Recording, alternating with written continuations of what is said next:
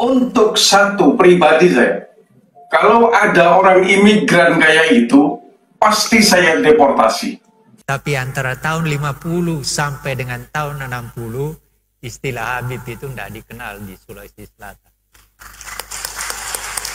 Waktu Abi ulang tahun ke-70, kita mau nulisin biografi, itu ngebujukinya hampir setahun kali. Nggak mau ditulisin biografi kisah hidupnya. Sampai sekarang nggak mau dicium tangannya, kecuali sama anak dan cucunya. Nggak mau dipanggil Habib. Tapi antara tahun 50 sampai dengan tahun 60, istilah Habib itu tidak dikenal di Sulawesi Selatan. TV Al-Wahab. Hot Inspiration.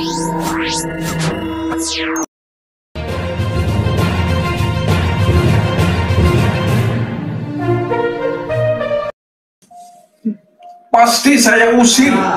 Makam dari sesepuh Japura, namanya makam Ki Gede Japura, itu hampir dibaalawikan. Hampir tiap tahun teman saya itu setor hasil infak makam itu ke Abah Lutfi bin Yahya Pekalongan. Pak ini Assegaf yang mengatakan ini, kiai kita yang sudah tua dikatakan kiai palsu, dan mereka mengatakan orang Yaman kesini membentuk ulama-ulama. Tidak, kalau menurut saya mereka datang menjadi orang yang ngelama pada pribumi. Maaf ini. Maka dari situ, untuk satu pribadi saya, kalau ada orang imigran kayak itu, pasti saya deportasi. Pasti saya usir. Karena bapak-bapak mereka kesini golek mangan. Tidak menciptakan ulama. Menciptakan orang ngelama terhadap pribumi. Kiai koyo pate dilangkai. Jangan. Ayo, kalau memang ini sudah terbuka tentang masalah nasab ini, jangan marah. Jangan marah di kursi. Nyangono kiai matiku. Bener apa enggak? Seperti itu. Maka dari situ, bagi orang pribumi yang muhibbin, pasanglah otak kalian. Pasanglah otak yang diberikan oleh Allah. Sampai kapan kamu mau dijajah? 300 tahun dijajah Belanda. Berapa tahun dijajah oleh Jepang. Kalau sekarang dijajah oleh orang pendatang sampai nyium kakinya. Pret. Banyak orang di Indonesia ini yang mengaku bahwa dia Habib dan keturunan Rasulullah.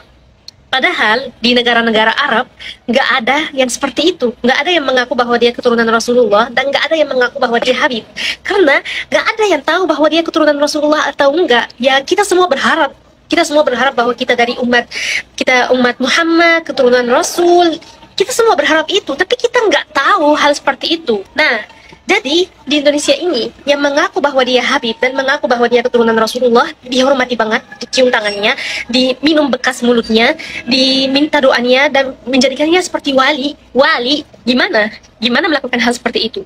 Dan kalau dia dikuburkan, kalau sudah meninggal dan dikuburkan, didatangi kuburannya, dihiasi kuburannya, ditaruh uang-uang di tempat kuburannya itu, diminta doanya seperti kalau dia wali beneran, dan apa semua itu?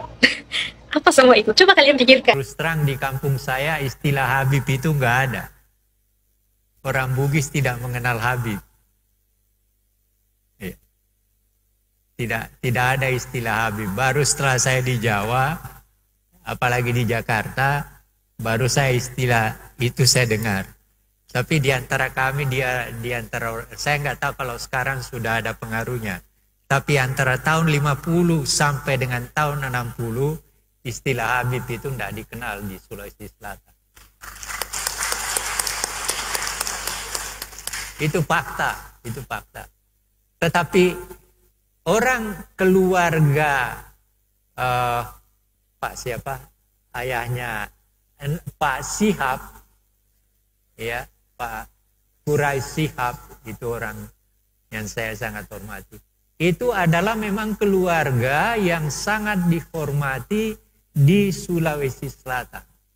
Tetapi bukan oleh karena kearabannya, tetapi oleh karena keilmuannya.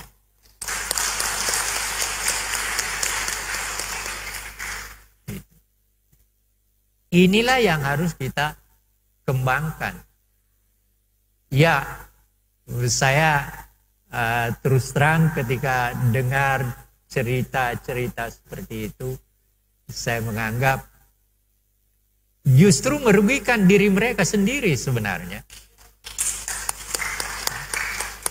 Ketika mereka selalu mengajukan diri seakan-akan seperti itu, keluarga Nabi ada hubungannya, dia akan merugikan dirinya sendiri. Karena apa? Siapa yang mau percaya?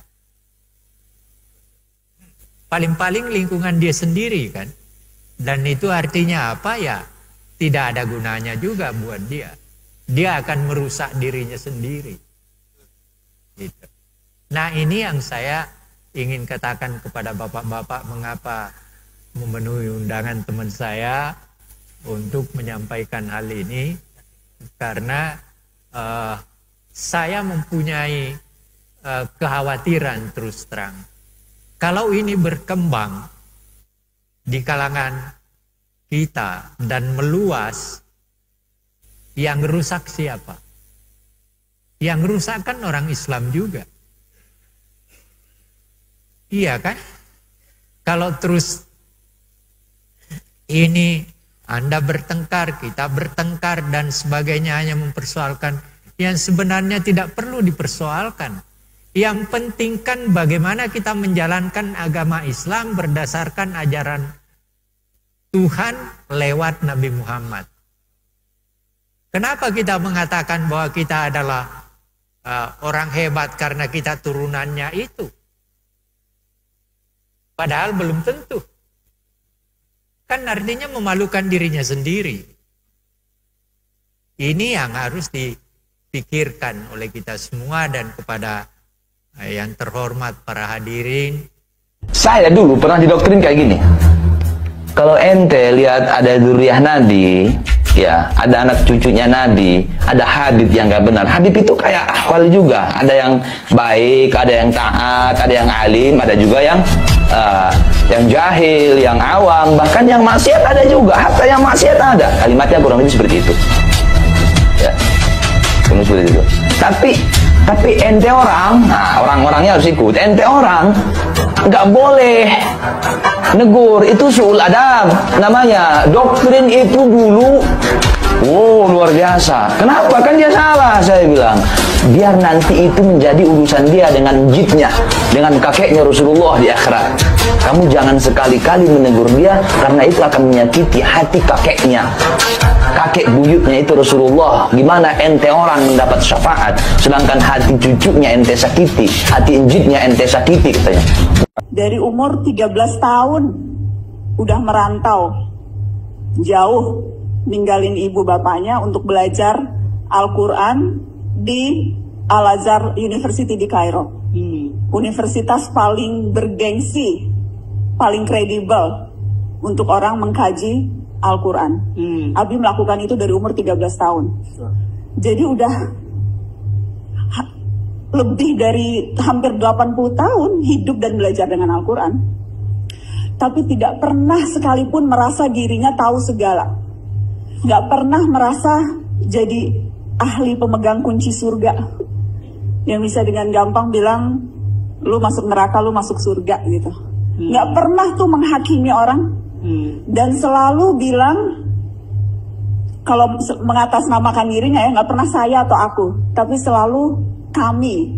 Kalau perhatiin buku-bukunya Abi tuh, itu selalu kata pengantarnya bilangnya penulis, nggak pernah mengakukan diri, karena percaya dan merasa ilmu yang didapat itu tuh bukan hanya karena kemampuannya dia sendiri, tapi karena peran begitu banyak orang, guru-gurunya, orang tuanya. So it's never just him gitu. Wow. Jadi nggak pernah bilang saya, aku aja nggak pernah. Wow. Selalu kami, selalu pihak ketiga penulis. Wow.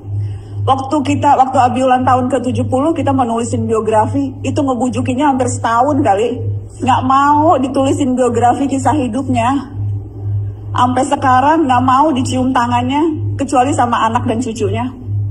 Nggak mau dipanggil Habib di tengah situasi yang sekarang lagi inflasi Habib. Kayaknya bagian ini viral nanti. Biarin aja.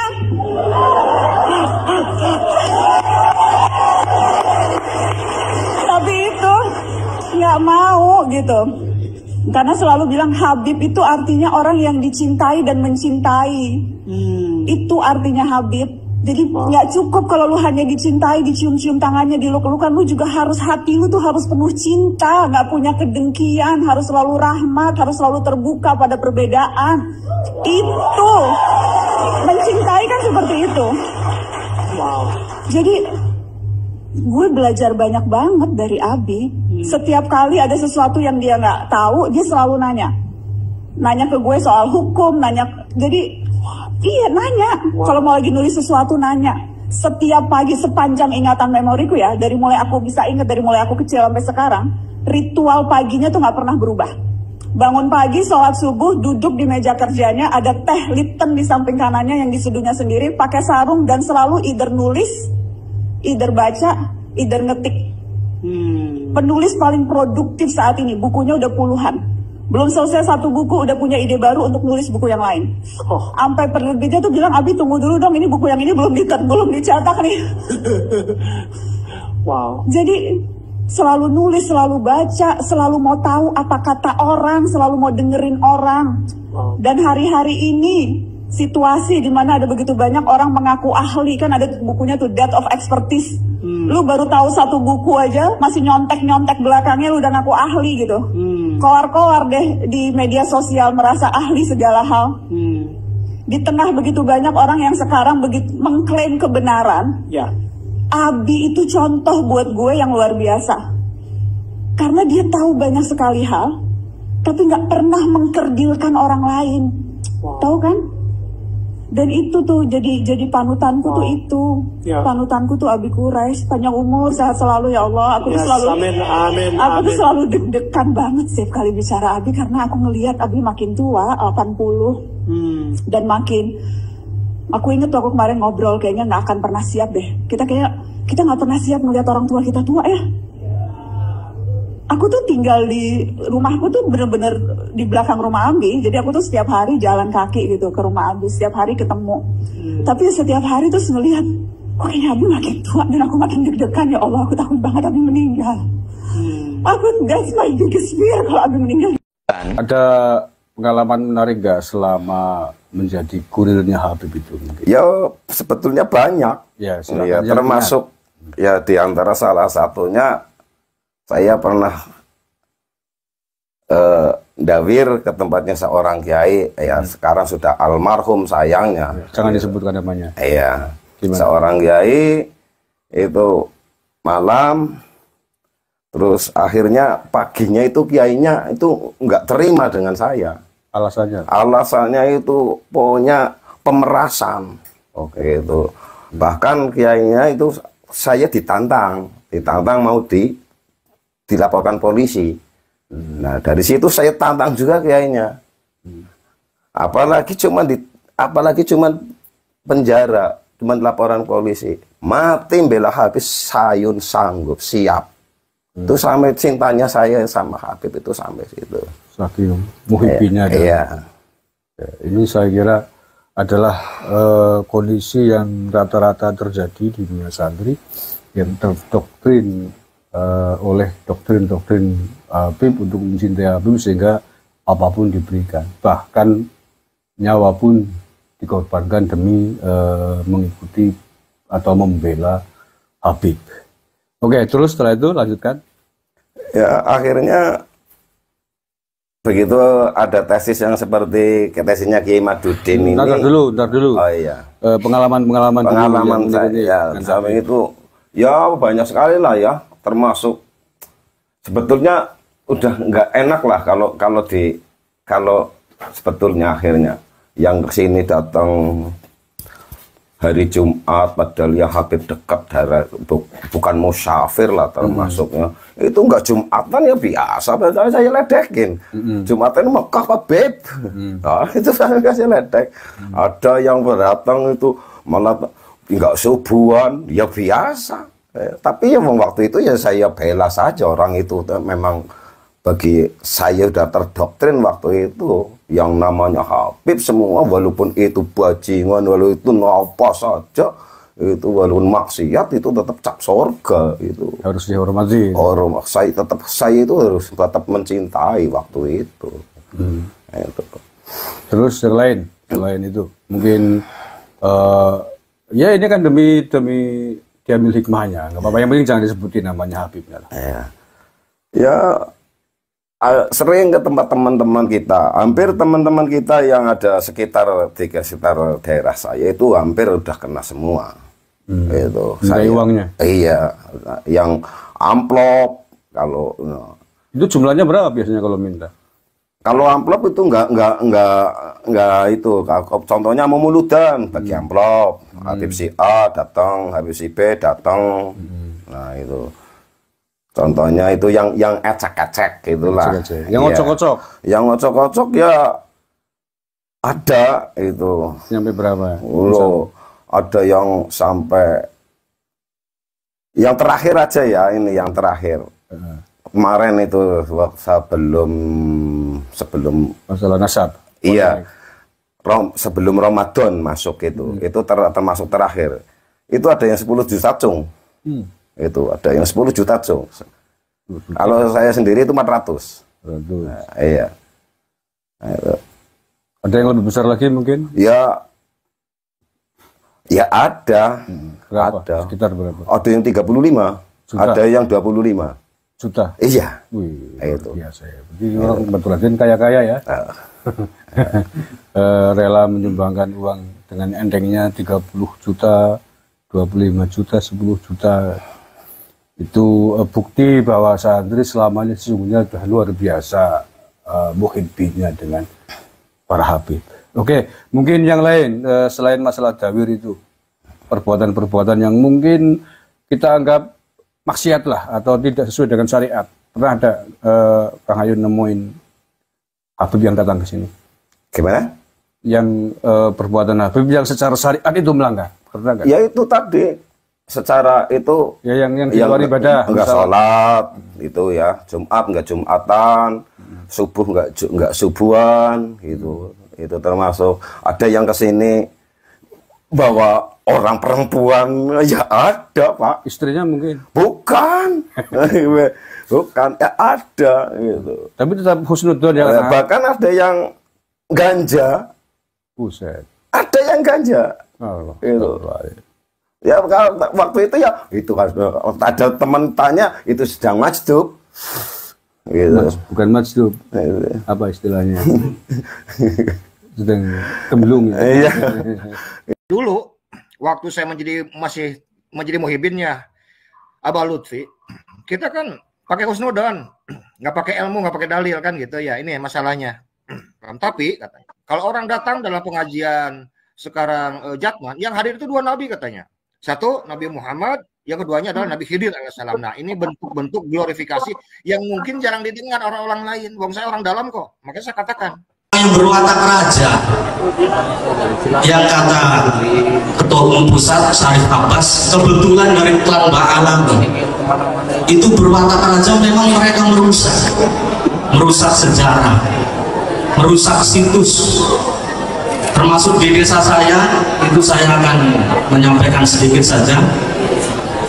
Di desa saya ada makam dari sesepuh Japura, namanya makam Ki Gede Japura.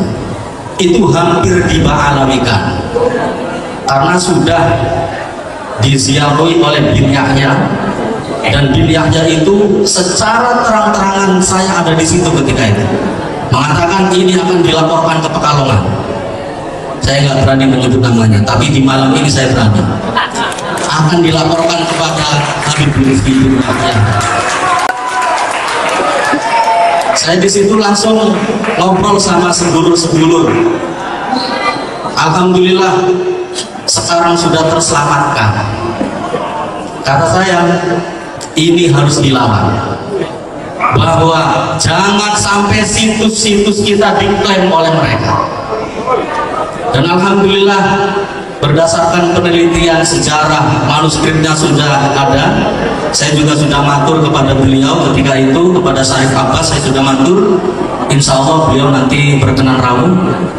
Di situ ternyata teridentifikasi beliau adalah Sayyid Abdul Karim bin Sayyid Abdul Toha, bukan Habib tapi Sayyid. Itu Al-Hasani. Itu saya baca manuskripnya adalah sepupu dari Sunan Ampel. Ini barangkali bisa mukhtalaf alaih ini, tapi yang jelas bukan Mbah Alawi.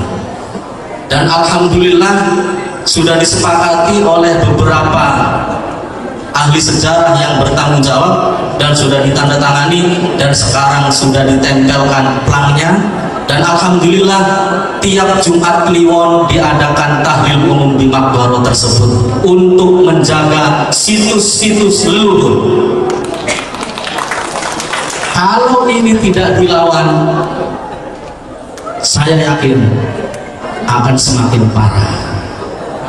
Waktu saya ketemu dengan teman saya itu, hampir tiap tahun teman saya itu setor hasil infak makam itu ke Abah Lutfi bin Yahya Pekalongan. Itu hampir tiap tahun. Dan itu kata teman saya, itu minimal 5 karung hasil infak itu. Nah, dilalah tahun karena teman saya sudah meninggal tahun 2021, itu bulan April, berarti 3 bulan berikutnya sekitar April, Mei, Juni, Juli lah beliau meninggal. Terus tahun 2023 kemarin makam Mbah Depok itu ternyata dibongkar. Jadi saya jadi kaget juga waktu itu. Saya ke Semarang ketemu dengan istrinya si teman saya Agung itu. Ternyata karena Agung itu punya syahadah asli dari Habib Lutfi dan makamnya itu ternyata kosong. Itu testimoni pertama. Jadi itu menjadi keyakinan saya dalam mensikapi satu, yang kedua mengambil keputusan saya sama keluarga saya bahwa hakul yakin bahwa Habib itu bukan dzurriyyatur Rasul. Itu pertama. Yang kedua, pada bulan Juli kemarin, Kang Seiring sedikit lagi. Pada bulan Juli kemarin, 1 bulan yang lalu, saya diamanati dari orang tua saya disuruh menjual mobil Panther tahun 97. Nah, ada teman Muhyiddin Purbalingga berdomisili di mana, di Bojongsari, nelpon saya, Kang nyun sewu, saya mau lihat mobilnya. Akhirnya mobil itu saya parkir di garasi, terus saya lihatkan, si orangnya itu bilang, ini yang mau beli bukan saya Kang, tapi Habib Salim dari Selawi. Nah, akhirnya karena Habib saya tetap hormat, karena saya pernah punya guru, Habib Lutfi itu guru saya. Saya tahun 87 sampai tahun 90 waktu saya aliyah, saya mondok di pondok pesantren Ribatul Mutalimin di Pekalongan, di Nahrawi. Jadi saya tiap seminggu sekali itu terus saya tiap hari Minggu itu saya selalu ikut rutinan tempatnya Habib Lutfi, Sibtud Duror sama Rotib Al-Hadad. Jadi 2 hal itu yang saya ikuti selama 3 tahun saya ikut Habib Lutfi. Sudah lebih dari 4 menit. Terus nggak apa-apa. Melanjut yang tadi, yang bulan Juli tadi, akhirnya Habib Salim dari Selawi itu mau beli mobil saya. Itu pas hari Jumat. Justru saksinya ada istri saya, ada Muhyiddin yang dari Bojongsari namanya Cak Husen. Terus waktu sholat Jumat, saya bilang, Beb ini Jumat, tolong Jumatan dulu bareng-bareng gitu. Ternyata Habib Salim itu bilang musafir gitu. Dari Selawi ke sini, saya bilang, itu terserah ente Beb, monggo musafir atau tidak, yang penting saya sudah mengingatkan.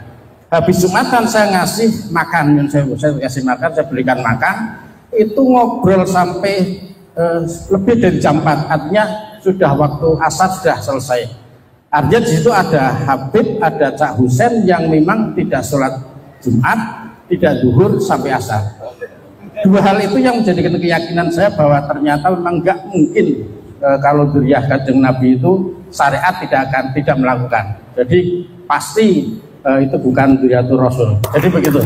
Selesai makan, beliau sudah cuci tangan gini. Saya juga masukin tangan saya di kopokan itu. Kopokan tempat untuk mencuci tangan ya, ya. Nah, setelah selesai makan. Nah, dia langsung marah, katanya, dia gara-gara antum ini jadi najis katanya. Jadi mereka habis kopokan ke suatu tempat, terus panjenengan karena juga tangannya kotor habis makan, ingin mengkobok juga mencuci di tempat yang sama. Dibilang hanya karena itu kobokannya menjadi najis karena kena tangan panjenengan. Oke. Pertama itu najis kata. Terus yang kedua gini, yang menurut saya kurang kurang enak buat saya gitu gini. Katanya, anak itu kalau marah sama antum itu tak masukin di tong, tak semen sak leher, tak buang di laut, nanti tak liatin tiap hari udah mati apa belum. Kan menurut saya kan keterlaluan kalimat itu. Sedangkan orang tua ini konteksnya apa? Konteksnya bercanda atau serius atau marah yang dibuat bercanda atau gimana? Mungkin gini ya, bisa jadi juga jengkel, terus kemudian bercandanya keterlaluan. Bercandanya kalimatnya terlalu dalam. Tapi menurut saya kan nggak sampai segitunya karena kita sudah kebersamaan sudah lama, harusnya kan nggak usah sampai seperti itu gitu. Mungkin bisa jadi dengan kalimatnya lebih halus, misal. Akhirnya saya mencarikan solusi sama tuan rumahnya itu kan, tolong Pak carikan air lagi buat kopokan. Tak kasih yang baru lagi akhirnya. Tapi dari yang pengalaman saya pertama itu akhirnya saya mutusin gini, berusaha untuk menjaga jarak, jadi menjauh daripada nanti terjadi lagi hal yang sama gitu kan, tersinggung. Itu yang pengalaman pertama. Terus ada lagi pengalaman kedua begini, waktu itu ini kejadian yang kedua yang ini tadi. Yang kejadian pertama gini, saya dipertemukan salah satu Habib dari Jakarta waktu itu di pondok pesantren di Solo. Ketika saya juga kepingin menghargai beliau, tak belikan bubur kacang hijau. Pikir saya kan cuma satu mobil berapa orang, paling 8-10 orang. Misal bubur 10.000 kan kali 10 cuma 100.000. Nah, ketika tak tawarin tak belikan, katanya ndak usah nanti merepotkan. Terus tapi ya terserah kalau semampunya gitu. Ketika tak belikan 10 bungkus, kita berhadapan gitu. Beliau marah-marah. Katanya gini, antum itu pakai tanya-tanya berapa? Terus kalau saya bilang 3.000 gimana? Saya kaget. Kok pertanyaannya seperti itu gitu dalam hati. Terus itu yang dituju santri-santrinya gitu, ini kalau 3.000 gimana? Saya gini, loh Beb, ini pondok pesantrennya antum loh. Padahal saya tahu persis itu pondok pesantren itu tuh, saya kenal temannya sama gus-gusnya itu saya kenal. Terus selesai dari itu yang menurut saya aneh gitu, saya baru pertama kali saya ditabok kanan kiri gini kan. Bercanda apa serius? Ya kalau menurut saya serius. Karena dengan muka marah ya. Maksudnya gini. Tempelengi gitu. Berapa kali itu? Sini, kiri kanan gini. Ceplas. Gini. Saya kaget. Loh, kok kayak gini ya saya gitu. Jadi gini, gitu. Saya ulang ya, saya rekonstruksi. Panjenengan berusaha untuk baik dengan inisiatif untuk loman apa istilahnya, untuk dermawan, berbagi ya kan. Mau membelikan bubur kacang hijau ya kan. Itu jenengan beli 8. Ternyata sampai di sana bukan malah berterima kasih, malah marah karena jenengan bertanya berapa. Terus sambil menunjuk 3.000 santri yang itu bukan santrinya dia, tapi santrinya Gus, seorang kiai. Betul. Terus dalam posisi seperti itu panjenengan ditempeleng kanan kiri. Oke. Nah dari situ saya kagetnya gini, loh kok seperti ini ya? Katanya dzurriyyah Kanjeng Nabi kok karakternya seperti ini gitu. Saya baru pertama kali gitu. Terus tujuannya itu apa gitu, maksudnya